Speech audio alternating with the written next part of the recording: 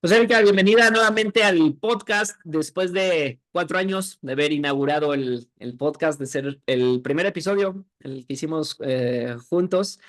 Pues nuevamente, a solicitud de muchos que habían escuchado el episodio anterior y que se habían quedado con dudas, con una continuación acerca de seguir hablando de tendón y ahora de ejercicio, pues aquí estamos nuevamente, así que bienvenida. Pues muchas gracias, Miguel. Sí, ya 4 años se dice mucho.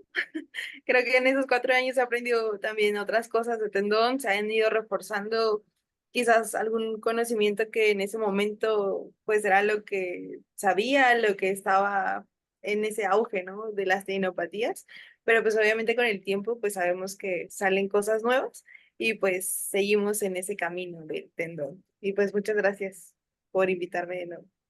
Pues es que ha cambiado demasiado todo, ¿no? En estos 4 años, y literal todo, desde la parte personal hasta la parte profesional. Uno de ellos, pues este proyecto, como fue el podcast. Y que bueno, después de 8 meses estamos de vuelta y pues qué mejor que contigo para hablar acerca de tendón y un poco de ejercicio y un poco de biomecánica. Así que nada, me gustaría comenzar con esta primera pregunta, que es una de las preguntas que más, yo creo que te han de hacer bastante, que hablas bastante acerca de ello en tus formaciones, tanto presenciales como online. Y que bueno, yo también he recibido mucho comentarios acerca de que habláramos precisamente de esos temas, que es cómo se adapta un tendón a la carga. Sabemos que el tendón, pues bueno, es especialista, ¿no? En el tema de la carga, que le gusta la carga mecánica, el ejercicio, y por ahí en el episodio pasado mencionabas una analogía que ahora puede que nos veten, ¿no? Esa famosa analogía que dices que el tendón es como una mujer, ¿no? Pero cuéntanos, ¿cómo se adapta un tendón a la carga? Pues bueno, sabemos que el tendón se adapta por medio de la mecanotransducción, o sea, no va a haber otra forma de adaptación o que el tendón pueda adaptarse a un estímulo mecánico si no es por ese medio. El- Antes, pues, como que sabíamos en cosas muy generales de que, bueno, sí hago o pongo carga o pongo algunos ejercicios de carga, pero ¿cuál va a ser la intención? O de manera celular también cómo ese tendón puede adaptarse a esos estímulos mecánicos, ¿no? Y pues existe algo que se llama comunicación celular.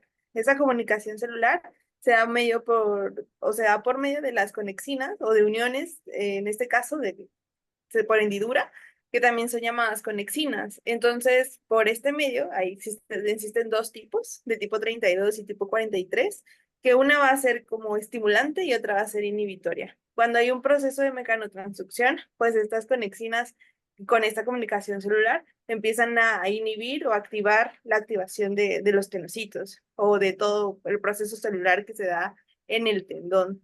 Y por eso, cuando nosotros prescribimos ejercicio o empezamos a dosificar el ejercicio hacia las tendinopatías, pues si no lo hacemos de una manera correcta, estas uniones celulares o esta comunicación celular que se da en el tendón, pues puede generar una mayor estimulación o inhibir totalmente ese proceso de comunicación celular.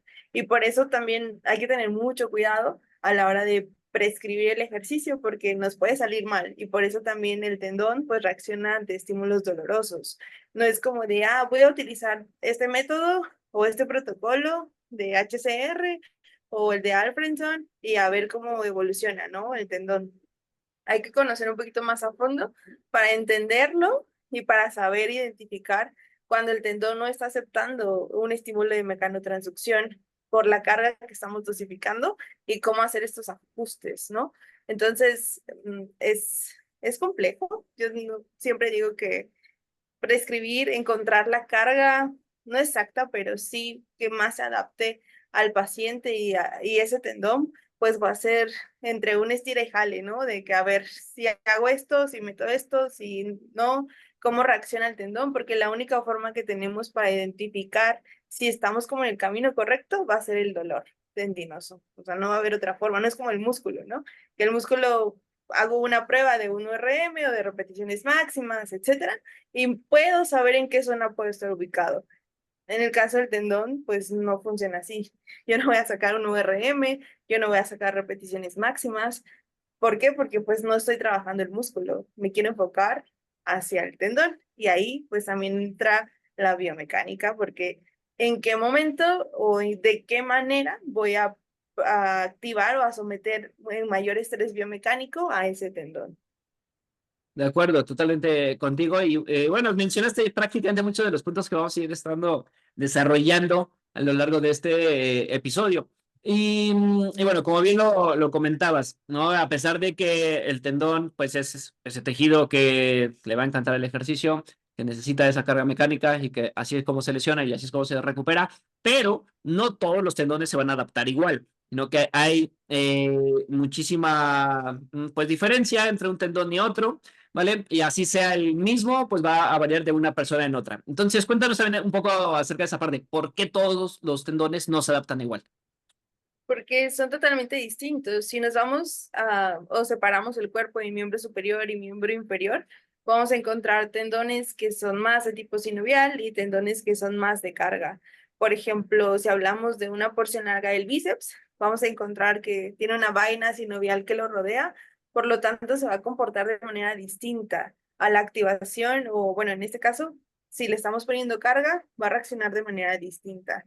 ¿Por qué? Porque tiene una vaina que es un túnel o como un túnel de acceso donde pasa el tendón y pues obviamente disminuye la fricción del mismo. Y si nos vamos como más a la anatomía, pues sabemos que este tendón es intracapsular. Entonces, si está una tendinopatía en esa zona, seguramente va a tener un dolor difuso en todo el hombro, los movimientos donde se somete a mayor estrés biomecánico el bíceps puede generar más dolor, o más molestia. Entonces, va a tener otro tipo de manifestación, no tan grande o tan diferente de manifestación clínica, pero sí otros puntos que puede llegarte a confundir de que sí o no estamos frente a una tendinopatía de ese tipo de tendón principalmente. Y a comparación de un tendón de carga, que son los que tenemos en miembro inferior, como el tendón rotuliano, el tendón aquileo, los isquiotibiales, que no están rodeados por vainas sinoviales, sino son tendones de carga, son tendones que son grandes, que son cortos, que son anchos. Por lo tanto, van a también a responder ante otros estímulos mecánicos y quizás tenga que someterlo a un mayor estrés biomecánico en cuanto a ejercicio para que puedan generar una activación. Va a ser lo contrario a miembro superior, porque pues trabajo contra gravedad, puedo trabajar en una cadena cinética abierta, entonces la manifestación clínica también de los síntomas puede cambiar un poco. No es como una gran diferencia, pero sí influye en sus elementos adyacentes que pueden tener ese tendón. Claro, hablar de tendinopatías o de un tendón como tal y que está ligado a la parte del ejercicio y pues bueno, lo hemos escuchado bastante en redes, ¿no? Pero justamente estos pequeños detalles de poder distinguir ese tipo de tendón, que es algo tan sencillo, pero que muchas pues no lo tenemos en cuenta, ¿no? A la hora sobre todo de prescribir ejercicio como lo has comentado. Mencionaste también anteriormente lo que son los test de carga, ¿no? O que se evalúa a través de un test de carga un tendón, ya que, bueno, no vamos a poder realizar otras pruebas para poder determinar con cuánto peso, cuántas series, cuántas repeticiones, qué tipo de ejercicio hacer con nuestro paciente, aparte de la variable del dolor que va a estar presente en este paciente con tendinopatías. Entonces, y que sobre todo es algo que mucha gente desconoce, ¿no? Acerca de estos test de carga. Cuéntanos, ¿qué son? ¿Cómo se hacen? ¿Qué utilidad tiene? ¿Y para qué es que me sirven estos test de carga? Bueno, va a depender de la teinopatía o de la zona en donde se está generando la teinopatía. No voy a utilizar los mismos, por ejemplo, si vamos a estar hablando de una teinopatía vamos a ponerla sencillo, de una teinopatía quiria. Bueno, pues hay test diferenciales que me van a ayudar a mí para saber si sí o si no es el tendón el problema o es otro tejido en el que se está generando esta sintomatología que está presentando el paciente. Y a lo mejor yo sé que la palpación no es un pues algo clínico o algo que yo pueda, o algo objetivo más bien, que yo pueda hacer para que me dé un diagnóstico. Sin embargo, en la literatura y en varios artículos mencionan estas como pruebas de palpación en el tendón aquileo para pues ver o poder palpar como esta continuidad del tendón, si aparecieron como una deformidad en el mismo por la carga, porque a veces cuando se somete el tendón a mucha carga puede cambiar su estructura de manera pues macro, ¿no? O sea, que yo lo pueda observar. En el tendón aquileo sucede mucho.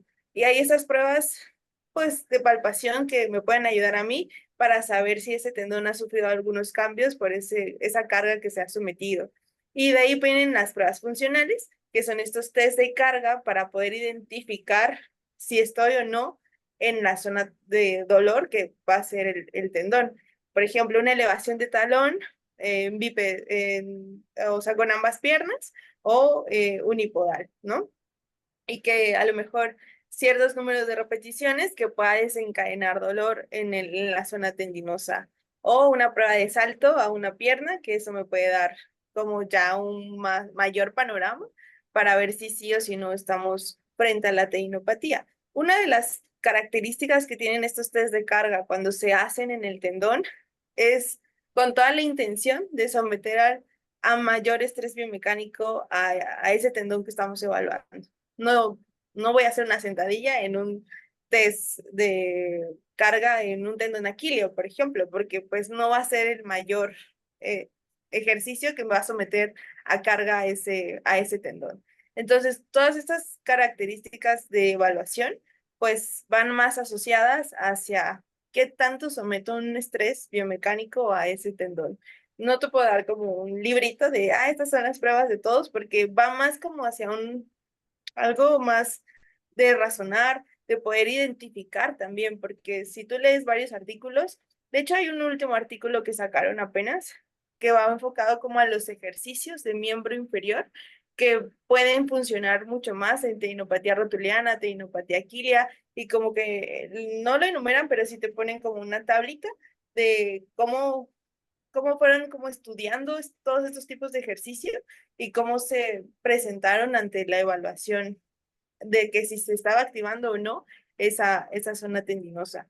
Entonces, eso también puede servir para saber qué tipos de ejercicio me pueden ayudar para prescribir en el paciente o para hacer una prueba de carga o de tolerancia a la carga en el tendón.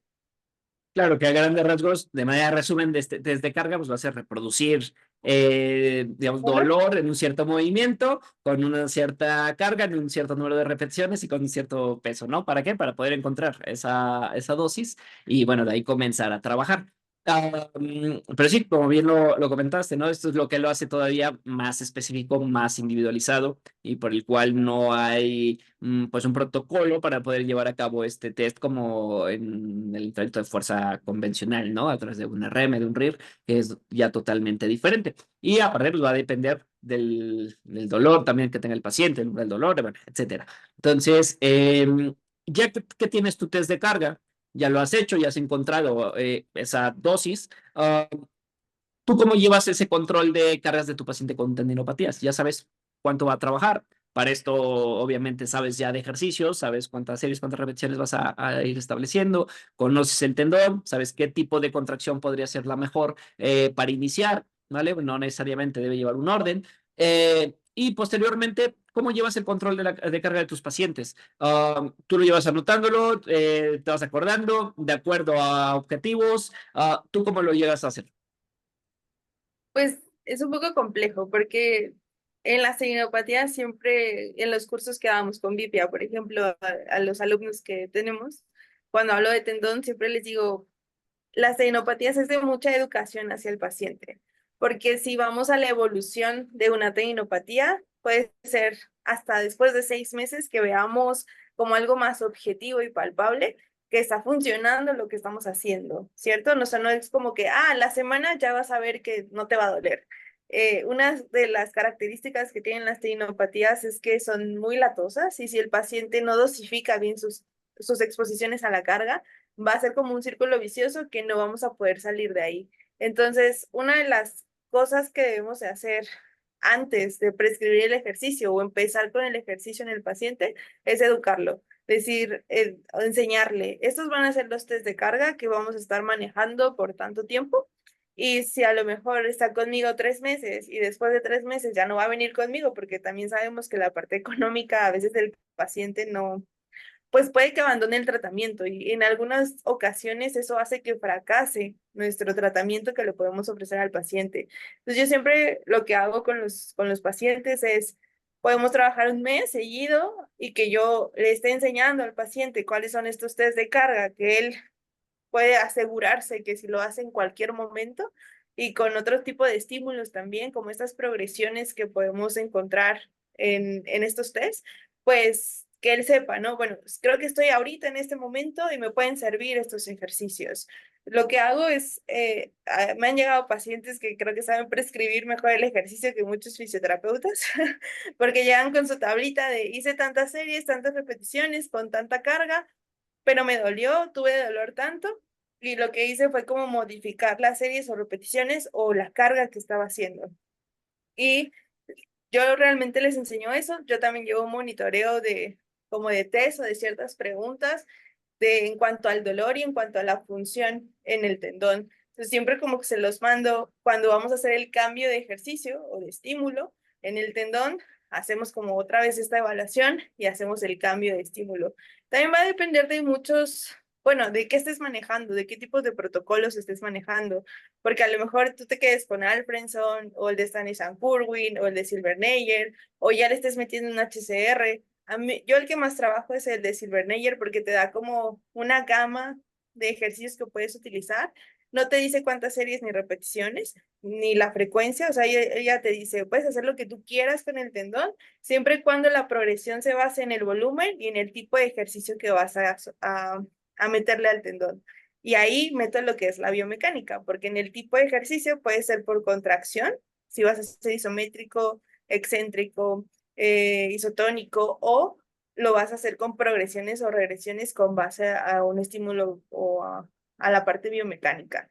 Y ya si son deportistas, pues metes un HCR que sabes que puedes generar cargas más altas y que te lo va a tolerar el paciente. Pero todo eso yo antes se lo explico al paciente, educamos, hacemos varios ejercicios, vamos corrigiendo errores y se sigue todo el tratamiento hasta de 3 a 6 meses a ver cómo vamos evolucionando. Si después de 6 meses vemos que no más no hay una evolución favorable, pues entonces ya se pide como una opinión o ya se retoma con el traumatólogo para ver cuál puede ser la otra opción para tratar este tipo de tecnopatías.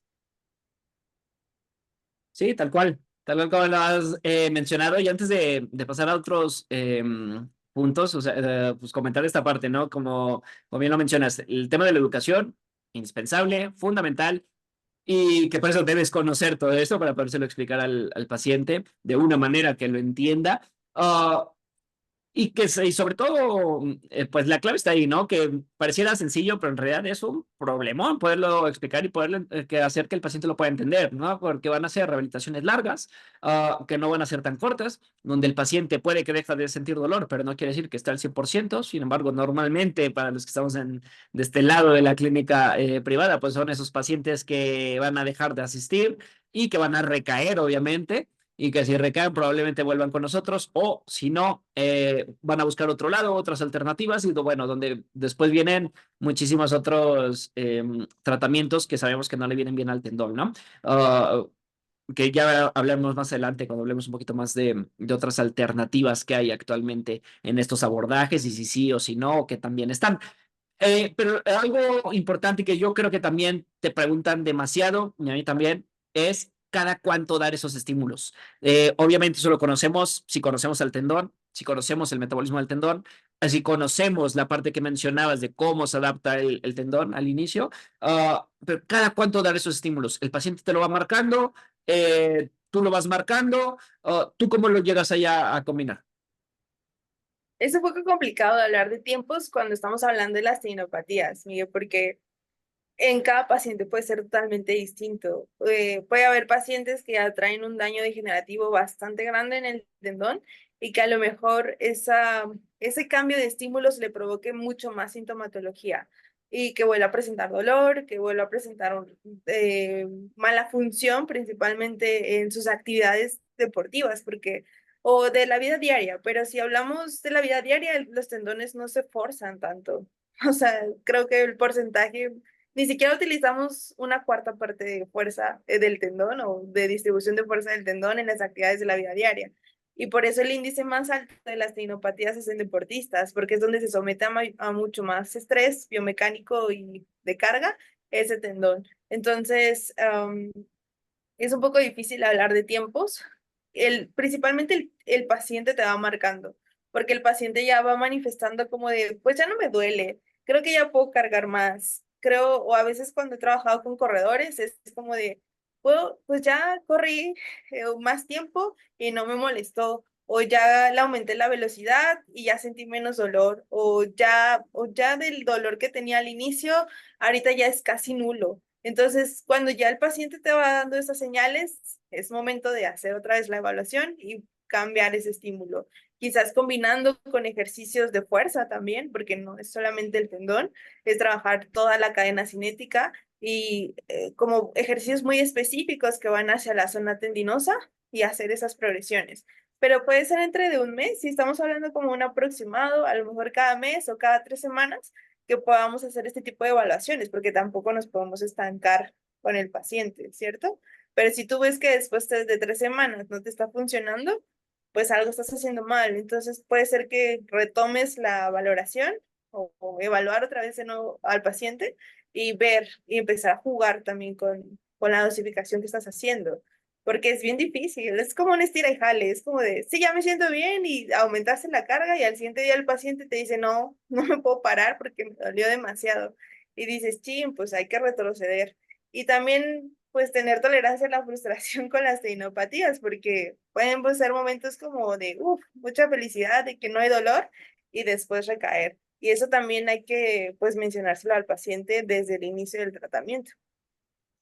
Claro, y eso pues en cualquier lesión, ¿no? Siempre va a ser con altibajos, va a haber días buenos, días malos, y bueno, sabemos todas las condicionantes que va a tener el dolor y una lesión como tal, sobre todo en esta parte del tendón que como lo hemos hablado, ¿no? Se hace pues muy individualizado su tratamiento, muy individual, muy dependiente de las características de la persona, de su contexto, entonces es lo que lo hace diferente, así sea la misma tendinopatía del mismo tendón, ¿no? Aparentemente.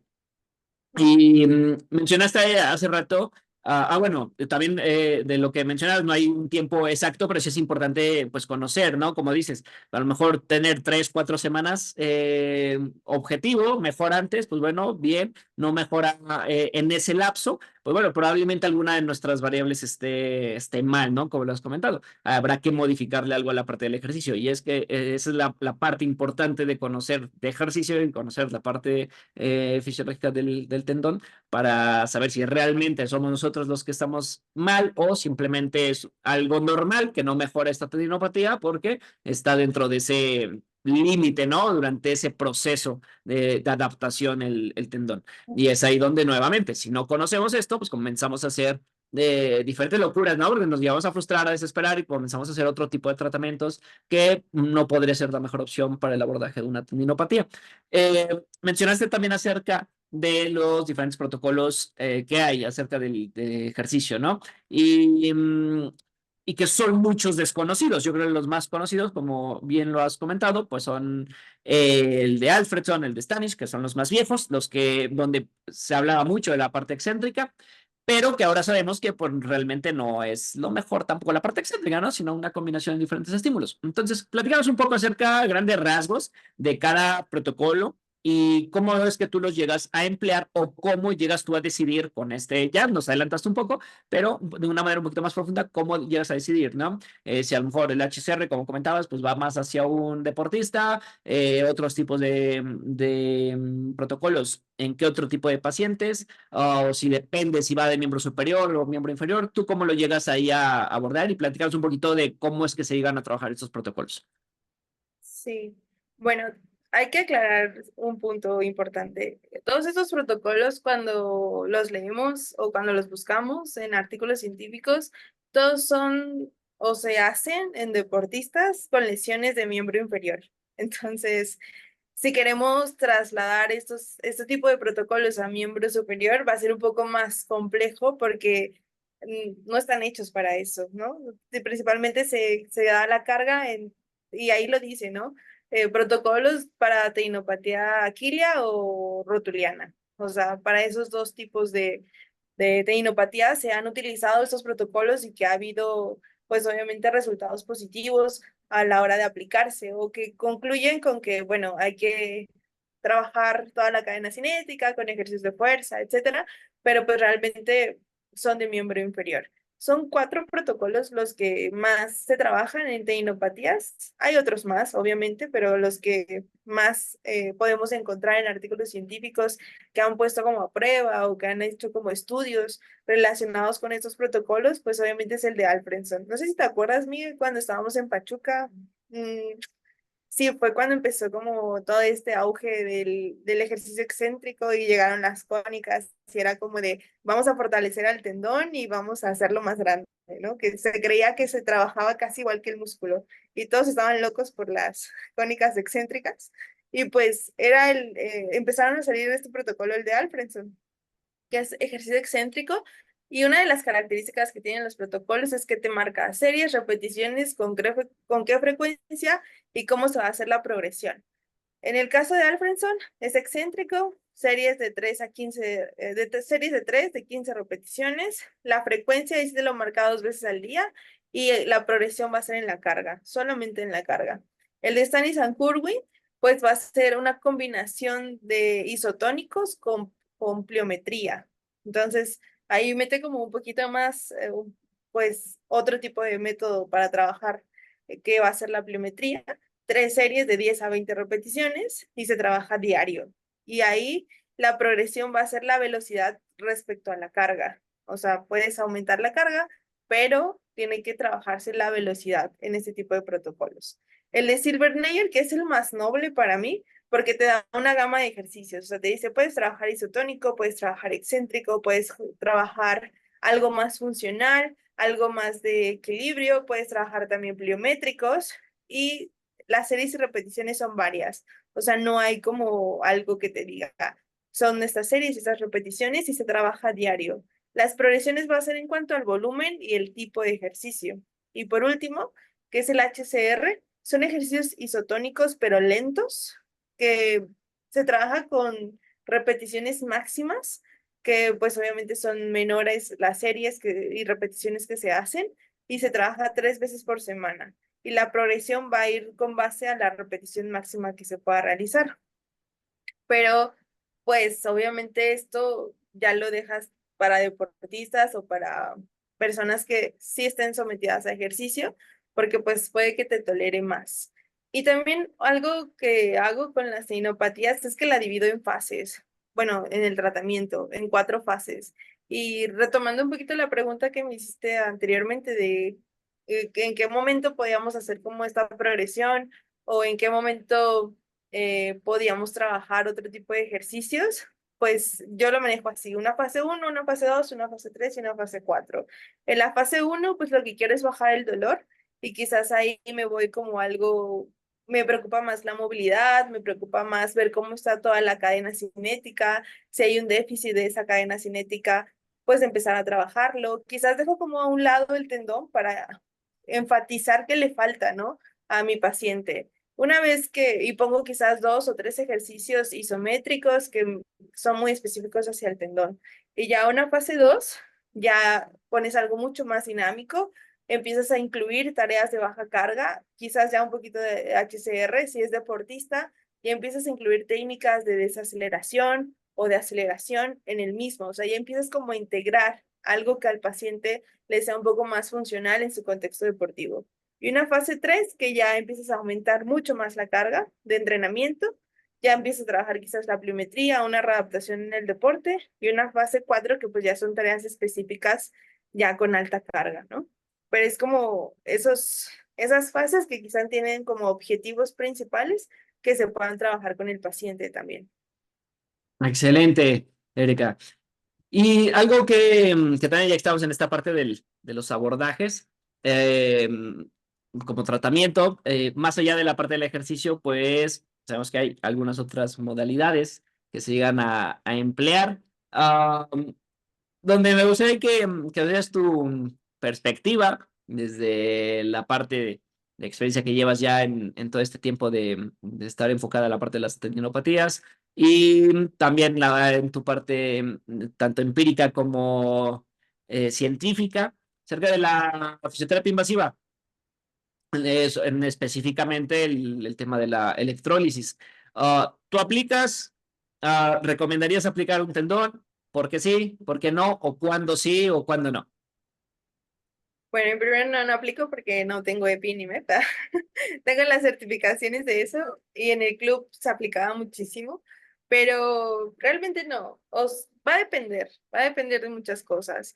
Em, yo lo aplicaría si en caso de que el ejercicio no me esté dando resultado, si el paciente también tiene como ahí problemas en cuanto al dolor y que por más que estemos haciendo una buena dosificación del ejercicio, por más que estemos tratando de manera casi muy cuidadosa ese tendón, identificando los factores de riesgo que pueden alterar en el tratamiento del paciente y que pues nomás no veamos como un resultado positivo, pues siempre se hace una ecografía antes para ver cómo está esa estructura tendinosa y si vemos pues que no funciona, que si ya hay una alteración en cuanto a la estructura porque ya es algo degenerativo, porque el colágeno ya está generando una desestructuración de ese tendón, posiblemente se pueda aplicar este tipo de terapias invasivas, en este caso pues la electrólisis percutánea, ¿no? Llámese EPI, MEP, lo que quieras poner, pero que realmente sepas cuál va a ser el beneficio de poder aplicarlo. O sea, si tú aplicas eso, bioquímicamente, ¿qué va a pasar en el tendón? Porque puede ser, antes se creía que para generar un proceso inflamatorio, ¿cierto?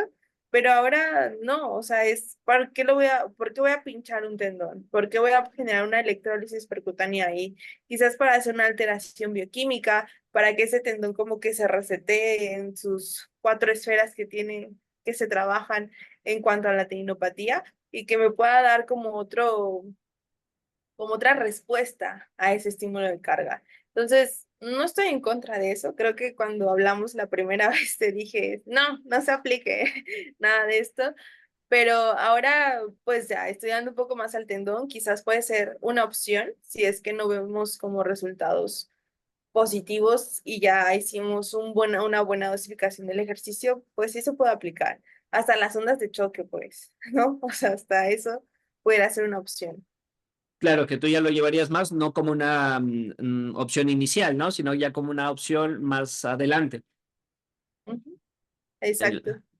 Sí, y sí, por ejemplo también los corticosteroides. Hay pacientes que, por ejemplo, cuando inyectas, el traumatólogo inyecta el tendón, pues obviamente está contraindicado, ¿no? O sea, no es como que algo que pueda favorecer. Sin embargo, si ese dolor no se quita, si ese dolor persiste, si es una lesión bastante desestructurada, que ya hay cambios anatómicos, que por más que el ejercicio no te deja, posiblemente sea también una opción. O sea, tampoco es como que tachar de que no, no se puede poner esto. O sea, puede ser una opción, ¿no? Pero ya en el último de los casos, o sea, de decir, pues ya hicimos de todo y nomás no funcionó, pues le digo al médico que a lo mejor le ponga una infiltración con un corticosteroide, pero muy leve o da baja dosis, que me pueda ayudar a mí, pues a llevar un mejor tratamiento en el paciente. claro, porque si lo hacemos con un tratamiento inicial, pues probablemente sea una tendinopatía que nada más disminuyéndole la carga al paciente mejore, ¿no? Entonces no habría necesidad. Y bueno, todo lo que ya sabemos también acerca de la terapia pasiva, ¿no? Si el paciente tiene expectativas, pues bueno, igual y a lo mejor sí podría ir de una, pero si no tiene expectativas o un umbral de dolor más bajo, pues bueno. Y también en la cantidad, ¿no? De cuántas veces se va a estar aplicando esto. Y lo mismo pasa con el tema de las infiltraciones. Pues va a ser a lo mejor solo una, tampoco es como que vayan a ser de manera frecuente. Ahora, si vamos de manera frecuente, pues bueno, por supuesto va a haber un efecto adverso en el tendón, ¿no? Donde no será la mejor opción. Y todo eso pues, es lo que necesitamos ir teniendo en cuenta a la hora de ir prescribiendo pues, nuestro tratamiento en un paciente con tendinopatías. retomando la parte del ejercicio y combinándolo ahora con otro de los temas que te gustan, te apasionan, que has dado también informaciones acerca de esto, que es la biomecánica. ¿Qué importancia tiene la biomecánica a la hora de prescribir ejercicio en un paciente con tendinopatía? Muchísima. Creo que desde que me dieron bueno, pues bueno, para los que no saben, pero tú sí, pues yo doy clase en La Salle, de aquí de Oaxaca, y un día la coordinadora me dijo, maestra, yo quiero que dé clases de biomecánica por su experiencia en el fútbol o en deportistas, ¿no? Y yo me paniqué porque yo dije, no, o sea, si en la universidad pues no era tan buena en biomecánica, mucho menos dando clases, ¿no? Y en la maestría pues sí lo vi, pero pues me cambió totalmente la perspectiva de la biomecánica, pero pues tampoco me sentía que dominaba ese tema. Y pues acepté, dije, bueno, pues si no tiene otra opción, pues adelante, ¿no? Pero era mucha lectura, amiga, o sea, yo creo que el Newman lo he leído unas 10 veces fácil, y cada vez que lo leo entiendo otras cosas y digo, ah, pues qué mensa estaba, ¿no? Anteriormente que no entendía esto de la biomecánica y que cada año que doy esa materia, pues perfecciono otras cosas o trato de que los alumnos lo entiendan de mejor manera o que le den esta importancia a la biomecánica, no solamente para las tendinopatías, sino para todo. O sea, para pacientes posoperados, para lesiones musculares, hasta para niños o hasta para pacientes neurológicos, que hay que cuidar mucho, ¿no? Ciertas alteraciones del movimiento que pueden influir pues en cómo se puede prescribir este tipo de ejercicios o generar adaptaciones del mismo. Pero la biomecánica es una variable, de hecho es si hablamos de variables del ejercicio o de estos componentes que podemos modificar, la biomecánica entra, o sea, es como, ¿cómo voy a hacer una progresión, una regresión con perspectiva a la biomecánica? Y dentro de las tecnopatías tiene un papel muy importante, porque yo puedo complejizar un ejercicio desde simplemente decirle al paciente, ya no vamos a hacer una sentadilla convencional, ahora vamos a hacer una sentadilla con inclinación, y ahí estoy cambiando totalmente la biomecánica de ejecución de una sentadilla simple con una elevación de talón, y que estoy potencializando más al cuádriceps y que estoy poniendo mayor tensión al tendón rotuliano. Entonces, solamente con un pequeño movimiento puedo alterar muchísimas cosas o hacer una regresión, ¿no? Pues sabe que no voy a hacer una sentadilla porque es una cadena cinética cerrada, mejor una cadena cinética abierta, acostado, cadera 90 grados y mejor elevamos, no sé, piernas, ¿no? Pero enfatizo al cuádriceps, pero estoy cambiando totalmente la perspectiva de ejecución. O puedo usar variantes también para tener diferentes caminos, como por ejemplo el rango articular, una activación muscular, la articulación que quiero potencializar, la carga según el brazo o momento que esté trabajando, el empuje, si voy a trabajar más ejercicios de empuje, de jalón, de dominancia de cadera, de rodilla, si voy a tener patrones rotacionales o ya movimientos más compuestos que me ayuden también para trabajar la velocidad o trabajar movimientos más adaptados hacia las actividades que hace mi paciente, si voy a enfatizar más el core, si voy a trabajar patrones compuestos, como por ejemplo un desplante, ¿no? Que ya interfiere como algo diferente, o sea, no es como ya bipodal o ya es poner una pierna enfrente, la otra atrás, y ya cambia totalmente. Ejercicios de transporte también, por ejemplo, cargar peso, para los que les gusta subir montañas o cerritos, pues esos tipos de ejercicios son fundamentales, ¿no? Cargar peso y hacer ejercicios de transporte puede funcionar bastante bien. Y de un ejercicio convencional, tener miles de opciones más. Ejemplo, si voy a trabajar peso muerto, ese va a ser mi objetivo final o inicial, pero anteriormente, ¿qué tengo que trabajar para que mi paciente pueda hacer el peso muerto? ¿No? Los que hacemos ejercicio, quizás de vez en cuando, pues puede ser muy sencillo, ¿no? Para ti, si yo te digo, haz un peso muerto, pues está fácil, pero para un paciente que no lo hace, pues puede ser un martirio. Y tú estás empeñado en que no haga el peso muerto porque es el mejor ejercicio. Pues sí, pero si no puede, ¿qué opciones tienes para hacer una regresión que estés trabajando el mismo grupo muscular, pero cambies totalmente la perspectiva biomecánica para hacerlo más fácil para el paciente.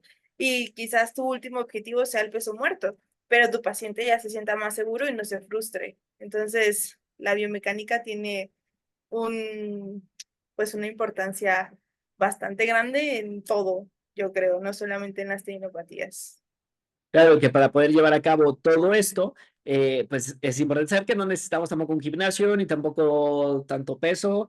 Lo podemos hacer con algo muy sencillo, ¿no? Y como dices, lo dijiste al inicio, echándole mucho razonamiento y precisamente saber qué ejercicio puede ser más fácil y más fácil y más fácil hasta irte a lo mejor a la parte más sencilla de cómo enseñarle al paciente a activar, ¿no? Por ejemplo, un cierto músculo, porque muchas veces ni siquiera eso. Entonces, pues bueno, de ahí toda esa importancia. ¿Hay algún ejercicio o ejercicios, de acuerdo a su biomecánica, que produzca un mayor estrés fisiológico a un cierto grupo muscular o a ciertos números de tendones que tú a lo mejor no recomendarías o que dejarías hasta el final de una rehabilitación de una tendinopatía?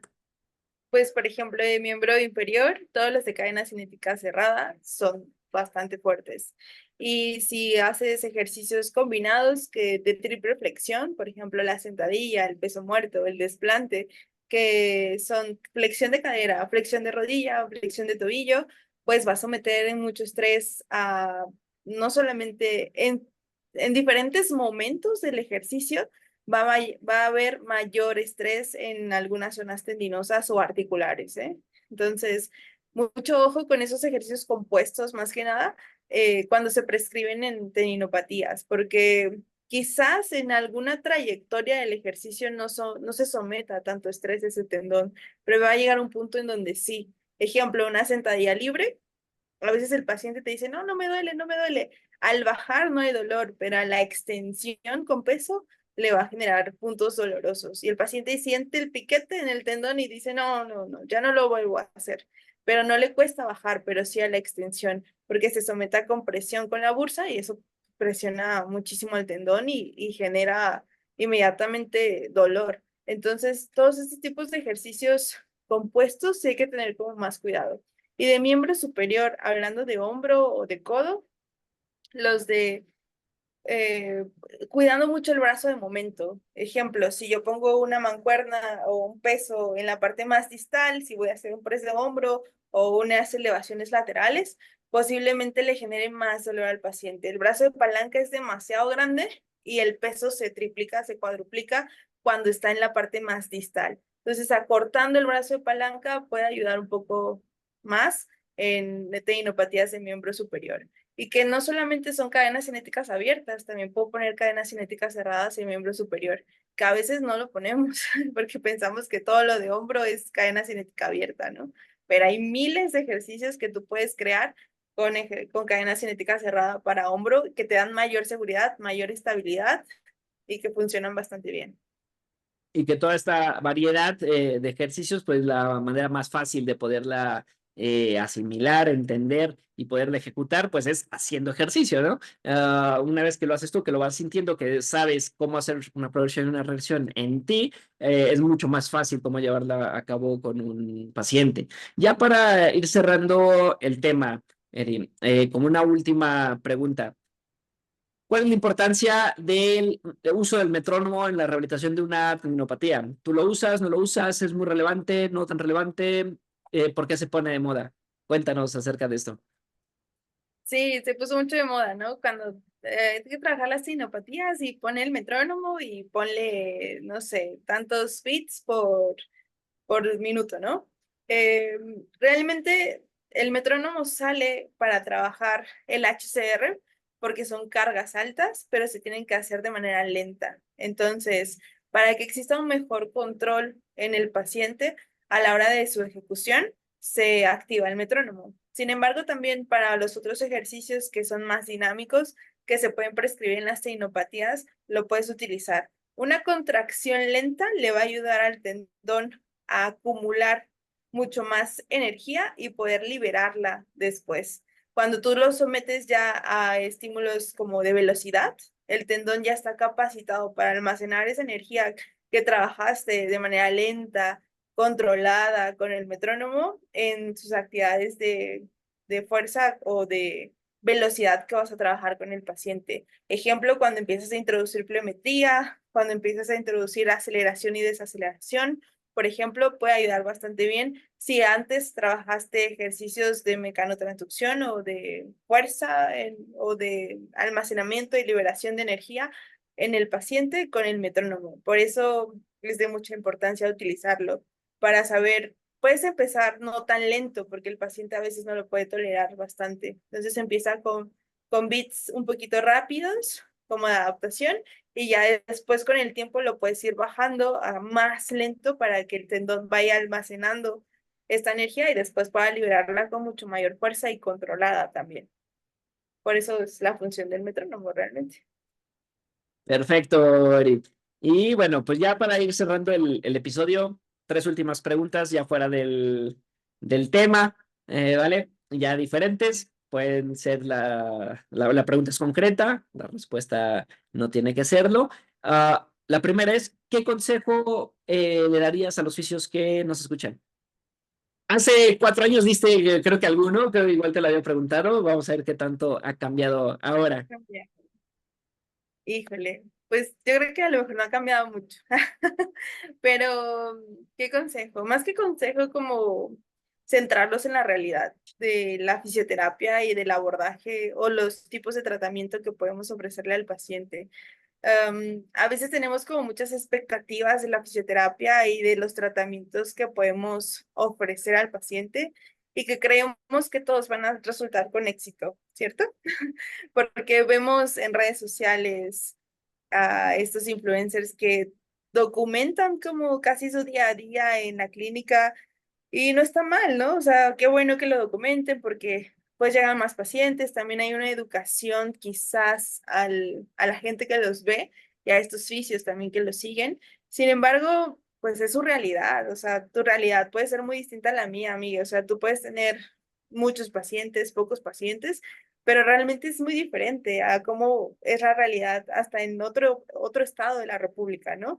A lo mejor si estás en Ciudad de México, pues vas a tener miles de pacientes de diferente, pues, capital económico que te va a facilitar el trabajo, pero en donde estoy yo, por ejemplo, en Oaxaca, pues sabemos que no, es muy difícil que un paciente te dilate 10 sesiones, o sea, y ahí entra como otro tipo más de adaptación del fisio a su contexto y que a veces idealizamos como la fisioterapia, así como, wow, sí, voy a tener mi clínica, mi consultorio, trabajo todos los días, más de 12 horas en la clínica, voy y doy cursos o voy con los mejores según las redes sociales y romantizo como esta parte y cuando llego a mi realidad, pues es otra. Entonces, también como estar como muy centrados en dónde estamos y qué queremos llegar también a hacer como oficios y no dejarnos llevar por ciertos vicios que les va muy bien o eso dicen en sus redes sociales, que les va muy bien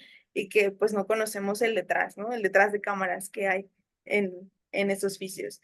Y que cada cosa es totalmente distinta y que cada quien le va a gustar cosas diferentes. Entonces, no, que no se vayan con las modas también. Súper bien. La siguiente pregunta es, ¿a quién te gustaría escuchar en el podcast? ¿A quién Puede me que ya haya gustaría? estado, puede que no. Híjole, qué difícil. Pero creo que me gustaría volver a escuchar a Sugarte, a hablar de dolor. Muy Sí, bien, ya que anda perfecto. en Europa y anda ahí creciendo como oficio, pues a ver qué nos puede ofrecer, ¿no? De nuevo. A ver qué Me gustaría trae. Y sí, escucharlo. porque también fue de los primeros también que había invitado y que también ahí seguramente ha cambiado muchísimas cosas respecto a esa última entrevista que hicimos. Y la última pregunta, si fueras el host de este podcast, ¿qué te preguntarías? ¿Qué me preguntaría? Híjole, qué difícil pregunta. Pues yo creo que a lo mejor una pregunta más como de autorreflexión, de cómo ha cambiado esa Erika desde que salió de la universidad hasta ahora en el tema profesional, ¿no? ¿Cuál ha sido como todo ese proceso que ha marcado que ahora veas las cosas de diferente manera? O sea, cómo retrocediendo el tiempo, quizás cuáles fueron esos errores que ahora no volvería yo a cometer como oficio. ¿Y cómo la responderías? Pues yo creo que una de esos errores que no volvería a cometer es dejarme llevar por, por quién está arriba de ti, ¿no? Por ejemplo, si ves como estos oficios que, wow, triunfan y los ves brillar y que todo el mundo les reconoce su trabajo y demás, pues llegas hasta un punto de idolatrar como a esos oficios. Y fíjate que en ese momento en el que yo estaba en el club, pues no había redes sociales y de hecho los oficios que pues tú conoces a uno muy importante, que estuvimos con él, y pues yo lo idolatraba porque era mi maestro, era mi mentor y yo decía, wow, o sea, yo quiero ser como él. Pero te saca un poco de realidad y a veces no te das cuenta de muchas cosas que dices, híjole, como que estos errores yo creo que ya le razonaría un poco más a cómo tratar a mis pacientes y no copiar lo que él hacía, ¿no? O lo que esos fisios quizás hacían en su momento que yo los idolatraba. Y no solamente era uno, eran a lo mejor como cinco, y no de los que ahora son fisio influencers, ¿no? Sino ya fisios mucho más grandes que tienen mucha mayor experiencia y que en su momento, pues yo solamente copiaba como esas actitudes o esos tratamientos que ellos también hacían o cómo se dirigían al paciente, que pues el tiempo me ha ayudado a cambiar en ese aspecto, pero que en ese momento era como, "Uf, esto es lo máximo de la fisioterapia, entonces eso voy a hacer yo o voy a seguir ese patrón. Y romper esos patrones, que fue lo que me centró en mi realidad cuando llegué aquí a Oaxaca, híjole, fue muy fuerte. Es como cuando yo digo, cuando estás en una relación y rompes con ese patrón que te hacía tanto daño, dices, bueno, pues, ¿qué sigue después de esto, no? ¿Qué nueva fase de mí va a salir como fisioterapeuta? Pues eso me pasó cuando yo llegué acá a Oaxaca. Dije, pues ya estoy sola. O sea, ahora ¿quién va a ser ese mentor, no? ¿Quién va a ser a ese que voy a idolatrar? Pues nada más voy a ser yo. Entonces, ¿qué tengo que hacer para hacer un buen trabajo y que los pacientes se sientan cómodos también contigo? Excelente, Eric. Pues ya nada más antes de despedirnos, recuérdanos cuáles son tus redes, por si alguien te quiere preguntar algo directamente de alguna duda que tengan ahí desde la entrevista, del podcast, o si quieren saber ahí algunos de tus próximos cursos, cuéntanos ahí dónde te pueden encontrar y si tienes de hecho ahí algún curso en puerta, también que lo puedas dejar por acá. Pues en Instagram, ahí tuve problema con el Insta anterior, pero ahora es el de TF Erika Siga, y pues ahí me pueden buscar y me pueden preguntar lo que quieran, ¿no? Realmente solo estoy en Insta, no tengo TikTok ni esas cosas, y pues realmente no estoy como mucho ahí subiendo posts y nada, pero cualquier pregunta, cualquier duda, pues me pueden escribir y sí, sí les contesto. Y ¿cuál era la otra duda? Se me fue. Si tienes alguna formación en Ah, puerta, ya. Pues ahorita en Chihuahua creo que va a ser en junio, allá por allá estaré en Chihuahua hablando de biomecánica, justo, de la prescripción del ejercicio con la perspectiva en biomecánica, y pues por ahí está una pendiente con la fisio Katia en Zacatecas, que espero se haga pronto, pero igual ahí por allá en Zacatecas, sí, quizás. no, esperemos que sí. Pues bueno, son temas importantes, formaciones súper interesantes que estás sacando, que pues, aquí, mira, ya venía preparado. Aquí tengo los títulos para ser exactos, para irlos convenciendo. No sé si alguna de esas son la que vais a dar ahora en Chihuahua, pero tengo que una es la de biomecánica aplicada a rehabilitación postoperatoria de trauma y ortopedia, evaluación de oficio y biomecánica aplicada en lesiones de trauma y ortopedia, prescripción y biomecánica aplicada en el ejercicio, y obviamente la que ya llevas más tiempo impartiendo, que es la del abordaje de fisioterapéutico en tendinopatías, ¿no? Que ya vienes dando. Entonces, pues ya, quien te escuche puede invitarte a alguna otra sede para ir llenando el calendario, ¿vale? Y ahí te pueden contactar directamente en tu Insta. Y bueno, pues ahí están las formaciones que, bueno, seguramente van a seguir siendo de un gran nivel, como nos tienes acostumbrados, y seguramente ahí también saldrá algo nuevo online en Vipia. Así que, pues nada, Erika, muchísimas gracias por nuevamente aceptar la invitación, por estar obviamente en el regreso del podcast después de tanto tiempo y que después de 4 años, pues volvemos a platicar por acá de fisio, ¿no? Normalmente solemos platicar más de otras cosas, pero no de fisio y pues estamos aquí nuevamente compartiendo lo que tanto nos gusta y nos apasiona. Y que nada, Eri, estás invitada ahí de vuelta cuando quieras. Muchas gracias, Miguel. Pues nada, igual agradecerte por la invitación, por el tiempo también, que a veces la tenemos limitado, pero darnos esta oportunidad creo que es muy valiosa. Y pues cuando tú me vuelvas a invitar, yo con mucho gusto ahí estaré.